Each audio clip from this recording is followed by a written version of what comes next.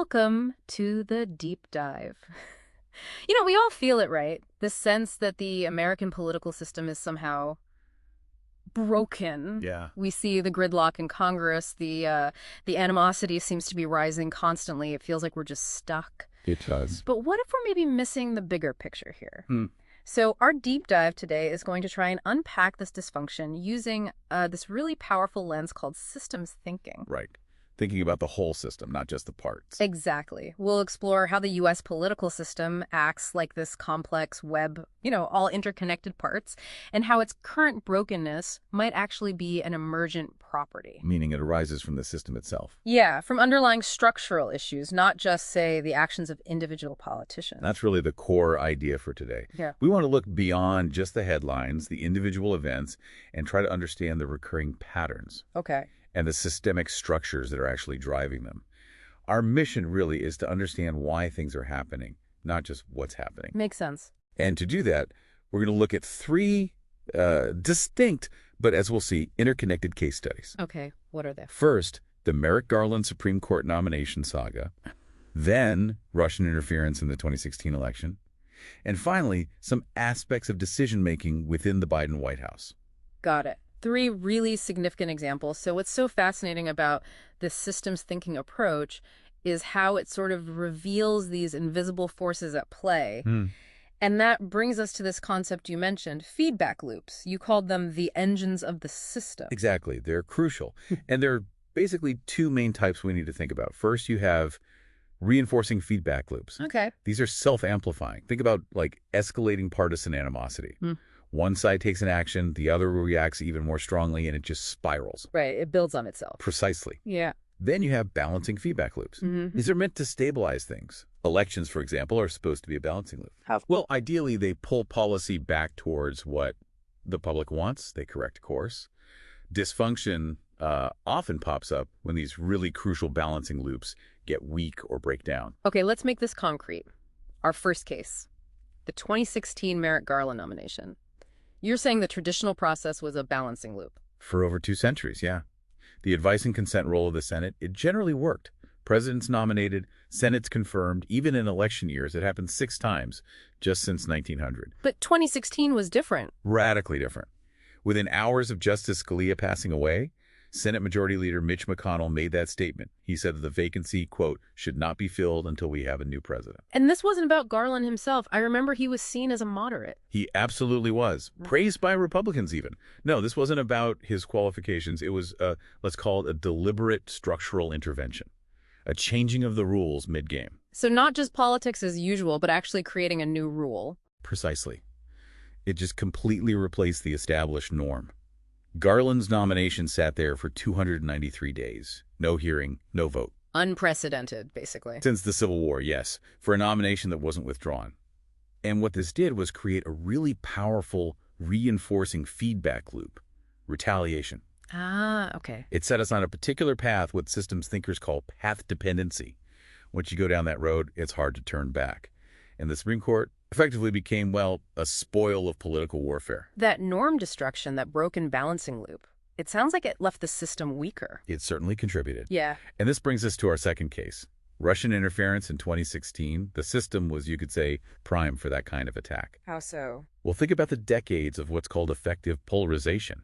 It's not just disagreeing on policy, it's deep emotional division. Yeah. Us versus them. Fueled by media. Amplified, certainly, by partisan media echo chambers and social media filter bubbles. It created this kind of porous boundary around the system. Making it easier for outsiders to get in. Exactly. Which raises a huge question. How does a system defend itself when its own internal vulnerabilities basically invite an external attack and even amplify it? And the scale was massive, wasn't it? The Russian troll farm, the Internet Research Agency, reached something like 126 million people on Facebook alone. Huge reach. And then you have the GRU, Russian military intelligence, hacking the DNC in the Clinton campaign, strategically leaking documents. And crucially, the impact wasn't just the hack and leak. The Trump campaign reportedly sought to maximize the impact of those leaks. Right, which created this incredibly destructive reinforcing loop. You had the foreign attack, and then you had a domestic political campaign amplifying it for its own benefit. So the emergent property here, was a catastrophic erosion of what some call our epistemic commons, our shared ground, our shared understanding of facts, of truth. Wow. The intelligence community, the media, the election process itself, they all became targets, casualties in this escalating partisan war. This erosion of shared reality, the heightened stakes, it seems connected to our third case about leadership becoming insulated. It really sets the stage. If politics feels existential, if the other side is seen as a fundamental threat, well, that changes how leaders might behave. This brings us to the Biden White House and some reporting from Jake Tapper and Alex Thompson's book, Original Sin. What did they find? They describe a really tight inner circle, deeply loyal to Biden, who saw Trump as an existential threat. And according to the book, they intentionally shielded him as concerns about his cognitive decline apparently grew. Shielded him how? By managing the information he received, filtering things, even reportedly critical polling data that apparently shocked Biden when he finally saw it unfiltered. The book uses the term public deception, even suggesting it extended to their own cabinet members at times. That sounds like a textbook failure of those balancing feedback loops you mentioned earlier. Critical information wasn't getting through. Exactly. If the press is blunted, if potential primary challenges within the party are suppressed, if public opinion signals are dismissed or filtered, what happens? The system becomes brittle. Extremely fragile. That's the emergent property. The insulation creates this vulnerability.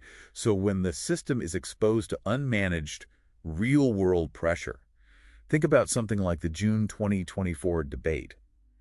The internal weaknesses can lead to a catastrophic public failure, a real crisis of legitimacy. Okay, so let's try to tie these three cases together. Right. They aren't isolated incidents. You can see the connections. The norm destruction we saw with Garland, that fueled polarization. Which made the system more vulnerable. To foreign interference in 2016, which then ramped up the political stakes, making everything feel existential. And that feeling incentivizes leaders or their inner circles to create these protective information bubbles. Exactly. It's a reinforcing loop, a cycle. A vicious cycle, it sounds like, where each turn degrades the system a bit more. Yeah. And it helps explain something else systems thinkers talk about, a vanishing property. What's that? It's where something that individuals might actually want, like, say, individual lawmakers wanting bipartisan solutions, disappears at the level of the whole system. Why? Because the system's incentives, the reinforcing loops that we've talked about, end up punishing cooperation and rewarding conflict. So problem-solving ability just vanishes. So putting this all together, this deep dive really shows how the political system seems trapped in this reinforcing loop of decay. But, okay, what does this analysis mean for you listening right now? That's the critical question, isn't it? It forces us to ask things like, if the system seems to punish transparency and reward, projecting this image of, infallibility, is it even rational for a leader to behave differently? That's a tough one. And on a personal level, how do your own media consumption habits, or maybe even the way you talk about politics with friends and family, how might that feed into some of these reinforcing loops? Are we amplifying division or seeking common ground? Right. But systems thinking isn't just about diagnosing problems, is it? It's also about finding leverage points. Potentially, yes. Places where a small change could maybe have a larger positive effect.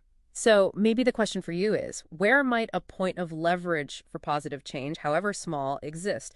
Maybe in your own community, or even just in how you approach information, how you engage. Definitely something to mull over.